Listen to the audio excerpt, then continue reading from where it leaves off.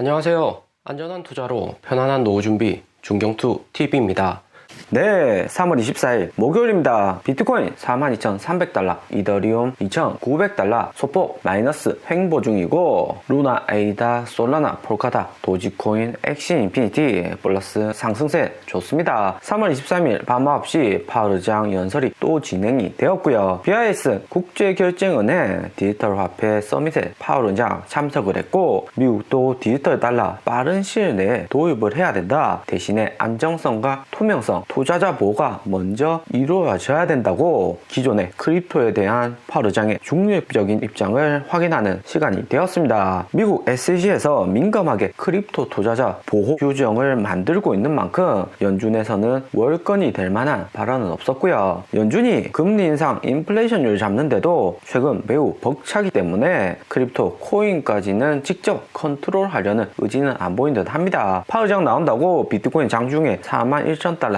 하락했다가 다시 나스닥 장 초반 반등 오고, 파월 의장 연설에서 코인에 대한 부정적인 의견 없었기 때문에 비트코인 다시 횡보를 이어가고 있습니다. 비트코인은 현재 41,000달러부터 42,000달러, 43,000달러 여기 구간에서 횡보할 가능성이 매우 높고요. 아시아에서는 코인을 계속해서 매도 중이고, 미국, 유럽 코인 산업 육성위에서 조금이라도 비트코인 저점 나오면 매수하면서 저점이 계속해서 올라가고 있죠. 비트코인의 손바뀜이 계속 일어난다는 거고, 비트코인 횡보 구간에서는 2월, 3월 비트코인 큰 변동성에 빠르게 상승을 못했던 알트코인들이 이제서야 상승을 하고 있습니다. 전형적인 알트코인 상승장이죠. 이번 알트코인 상승장에서 가장 크게 상승한 코인은 에이다 코인하고 엑시 인피니티였고요. 우선 에이다 코인은 1월까지 거의 7개월만 하락을 하다가 이제서야 소폭 반등이 왔습니다. 3월 중순 들어서 1천만 달러 초과하는 에이다 코인 프로토콜이 가장 크게 증가하고 있고요. 이것은 에이다 코인 고래들이 에이다는 이제 저점 바닥이라고 생각하고 대량의 자금으로 에이다 코인 매수를 하고 있습니다. 비트코인도 4만 달러 부근 바닥이고 시장에 더 나올 악재 단계가 없기 때문에 비트코인 안정성에 에이다 집중 매수를 한 듯 하고요. 에이다 코인 10% 상승하고 1,000원대 가격 유지 중인데, 일단은 에이다 코인 고래들이나 에이다 코인 얼마나 더 상승할지 지켜보면 좋을 듯 하고요. 에이다 코인은 기본적으로 스테이킹하면 5% 넘는 높은 이자 주기 때문에 에이다 코인 장기 보유하시려면 에이다 코인 스테이킹만 하시는 게 아니라 에이다 코인 평단가가 낮으면서 스테이킹 하시는 게 좋을 듯 하고요. 에이다 코인 단기에 업데이트 호재는 없고 6월쯤 되어서 큼직큼직한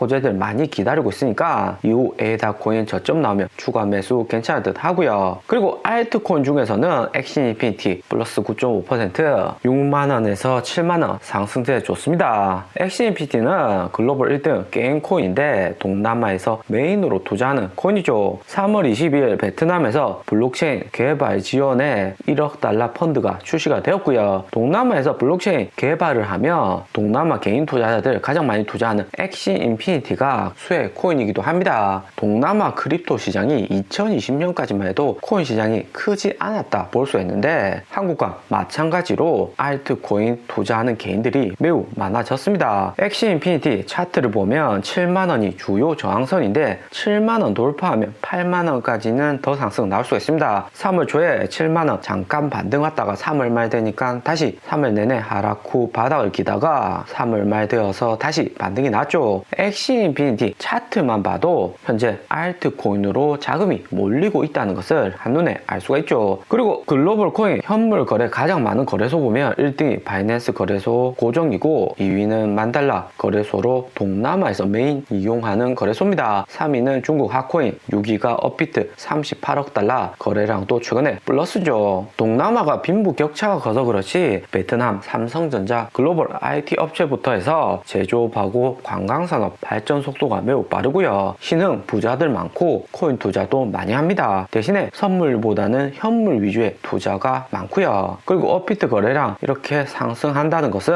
다수의 개인 투자자들 선물보단 현물로 자금을 옮기고 있다 볼 수가 있는 거고요. 현물에 반해서 선물 거래소 거래량을 보면 바이낸스 거래소 마이너스 22%, 바이비트 마이너스 26%, 비트겟 거래소도 마이너스 30%, FTX 거래소까지 마이너스 18%로 메인 거래소들 선물 거래량이 크게 하락한다 볼 수가 있습니다. 현물 거래량도 소폭 줄어는 들었지만 선물 거래량에 비해서는 거래량 줄어든 비중은 작고요. 비트코인 계속해서 횡보하고 선물 투자로 수익보다는 손실이 크기 때문에 선물 투자자들 현물로 다수 옮겨오는 구간이 현재 구간이다 볼 수가 있습니다. 그리고 엑시 인피니티처럼 차트 모양 잘 나오는 코인은 샌드박스고요. 엑시 인피니티하고 마찬가지로 4,000원 저항선에 걸려있기 때문에 강력한 호재가 여기서 추가로 나와주면 저항선 돌파하고 더 큰 상승 나올 수가 있습니다. 샌드박스도 강력한 호재는 4월에 샌드박스 메인넷 출시가 예정되어 있고요. 하지만 아직 확정은 아닙니다. 예정이고요. 샌드박스 메타버스 출시가 되어서 본격 메타버스 내에서 샌드박스 코인 채굴도 하고 지난주 HSBC 글로벌 대형 은행에서 샌드박스 내 랜드 땅을 구매했던 것과 같은 맥락으로 샌드박스 내 매매 거래도 활성화가 될 수 있고요. 그러면 4월에 샌드박스 메인넷 확정되고 더 샌드박스 메타버스가 출시가 되면 샌드박스 코인 가격이 더 상승할 수 있을까 질문을 많이 주십니다. 샌드박스 더 큰 상승 위해서는 기본적으로 비트코인이 최근같이 43,000달러 구간에서 횡보를 하면서 안정적으로 움직이는 모습이 필요하고요. 그럼 비트코인 안정적인 모습이 나오려면 무엇보다 글로벌 거시 환경이 중요합니다. 4월 10일 미국 인플레이션율 발표 8.2% 컨센서스인데 8% 미만 나오고 그 다음 4월 본격 미국 빅테크 어닝 시즌이기 때문에 나스닥, S&P 상승과 함께 비트코인도 안정적인 모습 나올 수가 있고요. 이러한 배경이 있고 난 다음에 알트코인들은 호재로 인해서 상승이 가능합니다. 알트코인 상승 조건은 비트코인이 나스닥 거시경제에 직접 영향받는 것에 비해서는 조금 다르다 볼 수가 있고요. 대신에 알트코인은 한번 상승하면 여기 월봉을 한꺼번에 올려버리기 때문에 폭발적인 수익이 나올 수가 있습니다. 특히 샌드박스 월봉이 3개월 음봉에서 드디어 양봉으로 전환이 되었는데 양봉 전환되었다는 것은 이제 저점 나왔다는 거죠. 4월 거시경제 악재가 해소가 되면 상당히 안정적으로 샌드박스 상승을 기대해 볼만 합니다. 그리고 4월에 샌드박스 메인넷 출시가 예정이라고 이야기 드렸는데